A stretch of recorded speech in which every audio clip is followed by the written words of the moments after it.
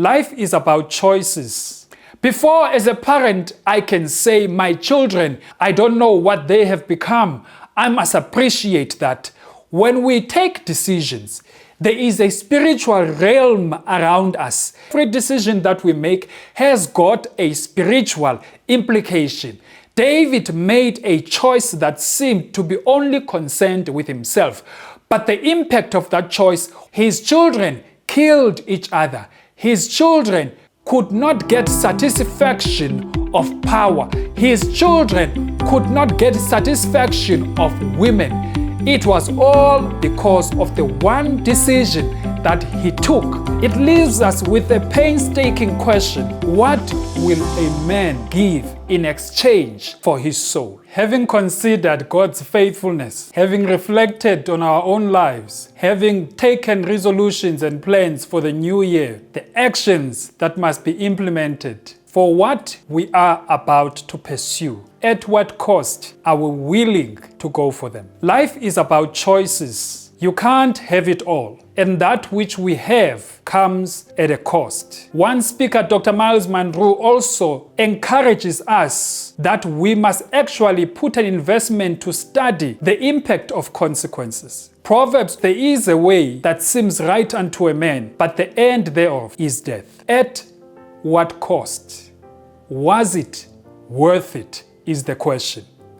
Matthew chapter 16, the verse is 26. What will it profit a man if he will gain the whole world and lose his soul? It leaves us with a painstaking question: what will a man give in exchange for his soul? I love the word exchange, because that which you gain, it is a trade for something. There are other examples in the Bible that I would like us to also touch on in order to illustrate the impact of their choices. When we consider Lot's life, point number one, he looks at what he can see now. This is called immediate gratification. That which is a miracle does not have to be immediate. It can also be long-term. Long-term is the greatest miracle that we can find in our lives. When we come to the deathbed and we look back, that is the greatest miracle that we can count, and we can say, certainly, for what I am leaving behind, this is the miracle that I'm willing to accept and I'm willing to work towards. When we see our death day, let us work backwards to the moment and move forward to the future, with a reflection of the past as we learn, knowing that even our best from yesterday cannot be that which we claim to be the best we can do today, but a foundation upon which we build so that we are better today, and not yet seen is our best that must come tomorrow. Therefore, as we live our lives, choices we make are for eternity. What I'm interested in the life of Lot is that eventually there was a cost to his choice. The cost of his choice was that Lot lost his family. His children paid a dear price. What price are you willing to pay? Will you give your soul in exchange for the decision that you are making? We have David, who was a king. David, being a king, he had everything. He could have as many wives as he wanted. But David chose to take another man's wife. Then the woman is pregnant. When the woman was pregnant, not only was that enough, it did not end there. He tried to cover it. Having tried to cover it, it did not end at the pregnancy. It then led to manipulation of relationships.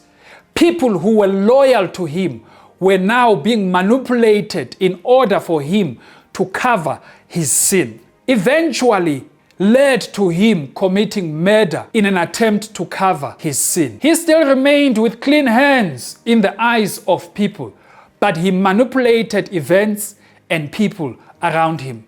What do we call that? Abuse of power. Or even for us, patriarchal minds, as a man, and cultural ideas of authority, of dominance, of a male figure in the home, to what extent are we willing to hold on to control? I mean, You are terrible at keeping money, but you must have control. Does power have to be the one that has the gender of a male figure? Can it be given to the one that has the beta capability? Power and abuse of power can also come at a great cost, like it came to David. David abused his power, and it led to murder. What did this mean for him? It led to a consequence of adultery and murder in his family that never departed. Before we become angry with Absalom, David must remember that he is suffering the consequences of his own choices. Before, as a parent, I can say, my children, I have taught them. I don't know what they have become. I must appreciate that when we take decisions, there is a spiritual realm around us and above us, for we do not fight against flesh and blood, but against principalities. Every decision that we make has got a spiritual implication. David made a choice that seemed to be only concerned with himself, but the impact of that choice was seen throughout generations up to the 4th generation. His children killed each other. His children could not get satisfaction of power. His children could not get satisfaction of women. It was all because of the one decision that he took. And when his children went wayward, he had to be patient and be humble and pray for God to intervene in the lives of his children, for they were not battling consequences of their own doing. They inherited some vulnerability that came with the choices of their parents. It calls for a question to us as parents as well. What choices are we making, and what vulnerability are we leaving and passing on to our children? Consequences of our decisions do not end with us. They do not end with the one that makes the decision, but they roll over from one generation to the other. What vulnerability are you passing on to your children? Decisions that we take, our actions expose our children to vulnerabilities that they may never be able to recover from. Nothing happens out of nowhere. In my culture, there is a saying that says, a leaf does not fall far from the tree. Judas, one of close proximity to Jesus, sold him for 30 pieces of silver. What was his reason? Greed. Greed. Judas, having sold Jesus, now is seen later in his life, at the end of his life, coming to the same people that he sold him to, saying, please, I beg of you, take your money. Take your money. I do not want it anymore. Take it. And they refused to accept it. This is the significance and the lesson for all of us to learn in life. Time is a master of chronological decisions, actions, and events. That is brutal in that it does not allow a review and a return to that which is gone and past. The decisions we've made, we cannot return to them. That which we have done cannot be undone.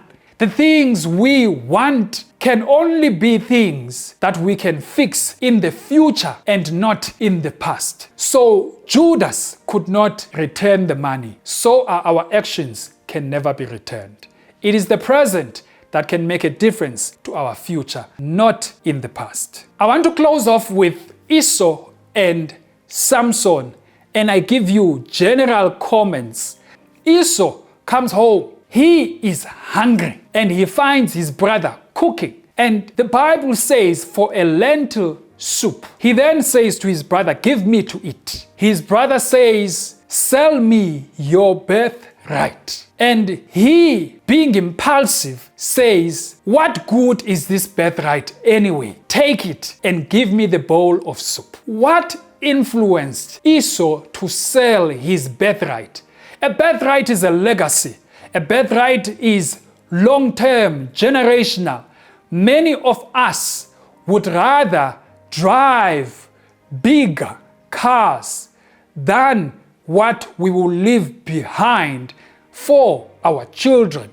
It is said that when many die, all that they have behind them is a funeral cover to buy a box and a hole. Nothing left behind for their children. Many of the people that are wealthy, that claim to be self-made wealthy people, it is mostly a complete lie. Complete lie. Many of them have been given a foundation upon which they stood and built a greater and a better future. Many people, they are far and few apart who have started from absolutely nothing. Their nothing is a perceived nothing. But the truth of the matter, they had a name to build on, a legacy and a foundation of inheritance upon which they built and had a legacy for their future children as well from what they gave. So Esau gave up the future for the moment. What are you giving up for your stomach?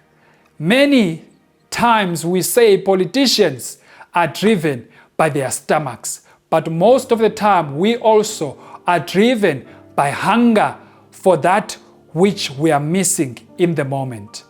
We also have Samson, who, for the choice of a life partner, knew that this person is not good for me. And his reason and argument was that she pleases me well. His parents were saying, my son, do you not know there are women where you are that believe what you believe, that know what you know, that are of the same caliber as you? And Samson says, I want this one. The reason is that she pleases me well. Her issues of the stomach, issues of the heart, issues of the mind and power are dangerous. Be careful of your heart.